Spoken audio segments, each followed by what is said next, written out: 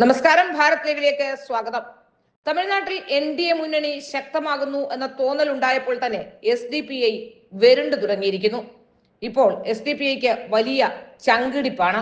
അമിത്ഷായുടെ നേതൃത്വത്തിൽ തമിഴ്നാട്ടിൽ BJPയും AIDMKയും കൈകോർക്കുകയാണെന്ന് കണ്ടതോടെ AIDMKയുമായുള്ള സഖ്യം വിട്ട് സ്റ്റാലിന്റെ DMKക്കൊപ്പം പോകുമെന്ന് സൂചന നൽകുകയാണ് SDPI.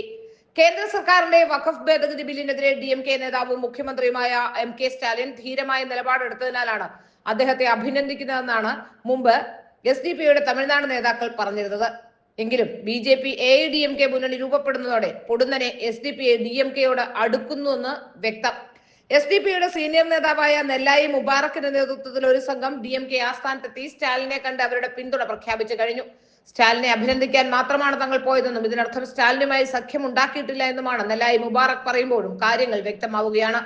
പോപ്പുലർ ഫ്രണ്ട് പോലെ SDPIയും സംശയാസ്പദമായ ഭീകരവാദ ബന്ധത്തിന്റെ പേരിൽ കേന്ദ്ര സർക്കാർ നിരോധിച്ചേക്കുമെന്ന ആശങ്ക നിലനിൽക്കെ DMK നേതാവ് സ്റ്റാലിൻ DMK മുന്നണിയിലേക്ക് സ്വീകരിക്കുമോ എന്ന് കണ്ടറിയേണ്ട കാര്യമാണ്.